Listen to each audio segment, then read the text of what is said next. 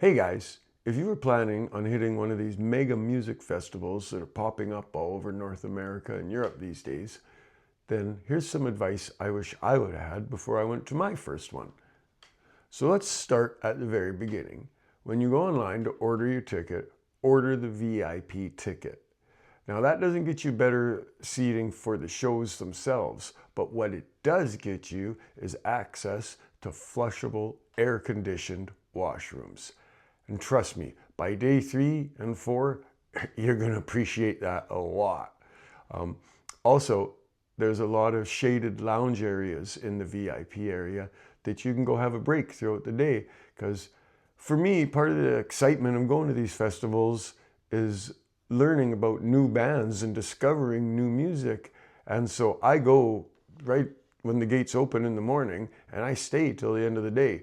Well, that can be some 10, 12-hour days. So 4 days in a row, there's going to be times when you want to go sit in a shaded area and put your feet up and relax and meet some really cool people. And they generally have televisions, large screen televisions in these areas. So you won't really feel like you're missing out. So it's worth the extra money for the VIP. So just do it. Second of all, rent a locker. I don't even look at the price of lockers. When I'm buying my ticket, it says lockers, it's automatic, click on it. Because again, if you want to participate and not just observe at these festivals, then you're not going to be wanting to carry a backpack around with you and your blanket and your suntan lotion and all that. A locker is definitely key to enjoying yourself as much as you can.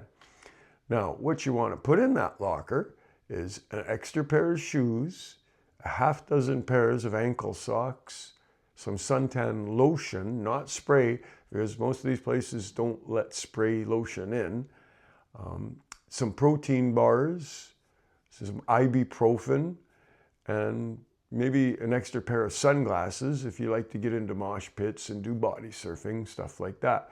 But the extra pair of shoes and the extra pairs of socks, that's absolute, do it.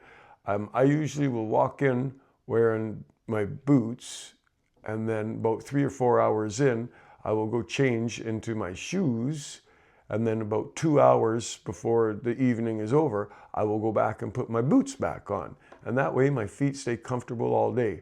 If your feet start sweating or if your feet get wet from the rain, change your socks right away. It's imperative, because again, by day 4, you will appreciate this. I walked out of there after 4 days and I could have gone back for a 5th day. My feet were feeling good, I was feeling good, and I do participate at these events. I do not stand back and observe. Okay, what's next? Oh, water. Bring a single-use only 1 liter size water bottle. And then they have water filling stations all over the place, so you can constantly be filling it up. And because it's a single-use bottle, if something happens and you lose it or forget it, who cares? Go to the gas station the next day and buy another one. They will allow you to bring 1 bottle into these festivals. It usually has to be empty, but big deal, so it's just a water bottle. So that's what I do. And I have it with me always. I even had it in mosh pits. And one time during a Psycho Stick mosh pit, I actually dropped it.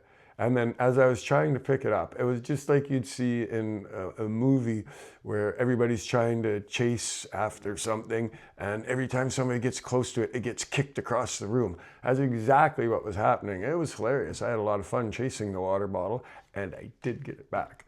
So yeah, I actually felt bad leaving that water bottle behind at the hotel when I was leaving Florida, because it had become my travel companion at that festival for 4 days.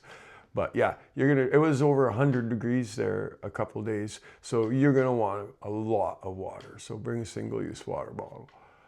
Oh, and as for parking, if you plan on driving to the festival itself, bring cash for parking. There was 2 lineups to get into the parking lot at Daytona Speedway. The one for credit cards was a mile or 2 long. I tried to make a video of it with my Meta glasses, which only records for 1 minute. And the lineup, as I was driving past it, was longer than 1 minute. And then for the cash lineup, there was 1 car in front of me when I got up to the front. And so have cash. Now, once you get past parking, you'll have no need for cash. don't bother taking cash into the festival. Nobody will accept it. Once you register your wristband online that they send you in the mail, that's how you pay for most things inside. But do bring a credit card, just one, if you plan on if you like to buy souvenirs and that. Like the main merch tent will accept your bracelet as a form of payment. But then there's some private vendors in there who will require credit cards. Some of them, like I had a couple pretzels and I had to pay with my credit card for those. And then some of the charity, they allow certain charities in there that sell stuff to raise money for what they're doing, and they accept credit cards. They can't accept your bracelet. So bring one credit card with you. Don't bring any cash out of your vehicle. Bring enough to pay for parking. And it was $60 a day at Rockville. So, you know, just have that kind of cash on you if you want to park. And that you get in so much quicker. Oh, and that's another benefit of the VIP bracelet is the lineup getting in is much shorter than the general attendance lineup. And because on 3 days of Rockville, there were lightning evacuations, you are allowed to go sit in your car, or you could go in the concourse area in the building. The first 2 days I stayed in the concourse area. The third day I went to my car, which was much more comfortable. If it ever happens again, I'll certainly be going to the car. But then you have to go through lineup again to get in. So again, having that VIP bracelet, quicker getting back in after lightning evacuations.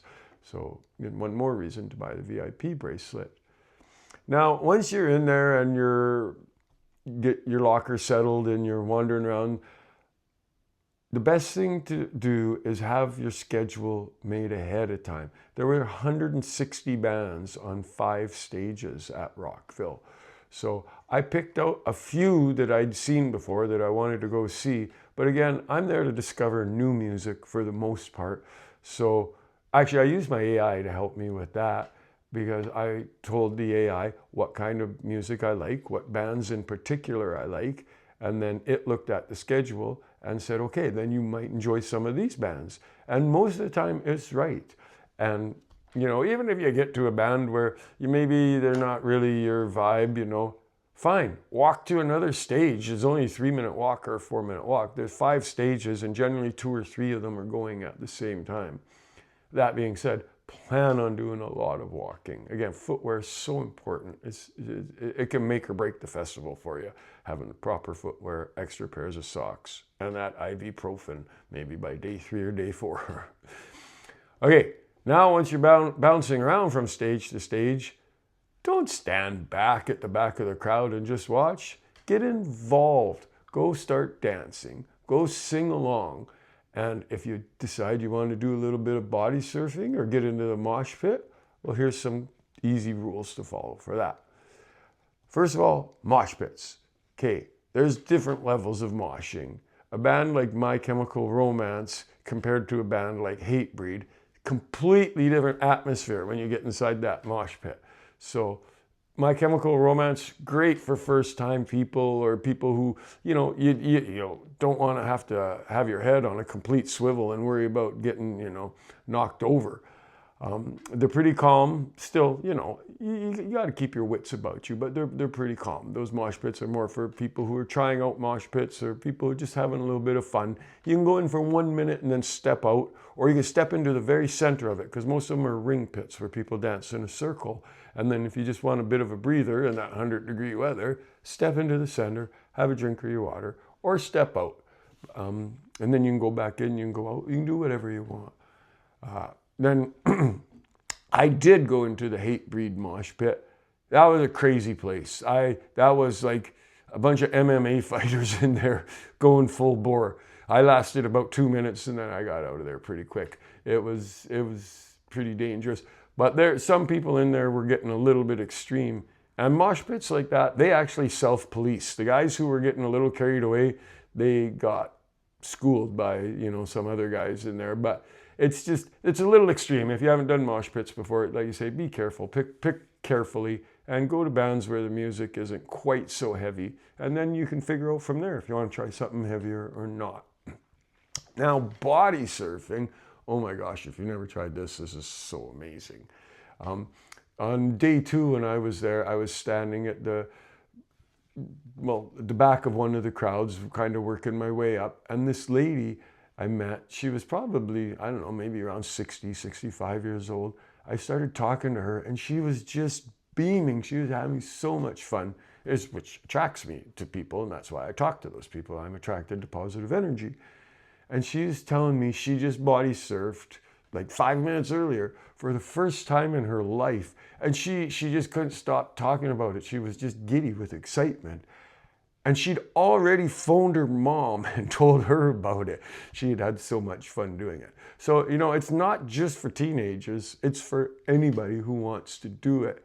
And, you know, it's done safely these days. But again, you have to be careful. And one key point to body surfing to remember is try to be stiff as a piece of plywood. I have very good core strength because I go to the gym every day. And I work on my abs every day. So when I was body surfing, I was literally like a piece of plywood. And you just glide over the crowd like nothing. It's a lot of fun. And then when you get to the front, there are people whose job it is to lift you off the crowd and set you down. So don't fight them. Let them do their job. Thank them, and then get the hell out of the way so they can get the next person down. And you won't regret it if you give it a try.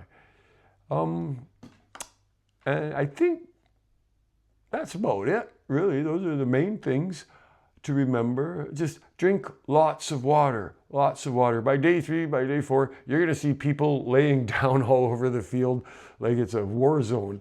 But those are the people, you know, who kind of maybe went in and thought it was a sprint instead of a marathon, you know. So I think out of the 160 bands, maybe I saw 50 bands, and that's a lot. And you can go to other music festivals and see the other bands at other times. So don't plan on seeing everything, you know. Go in, have a plan. I hope some of these rules can help you make that plan.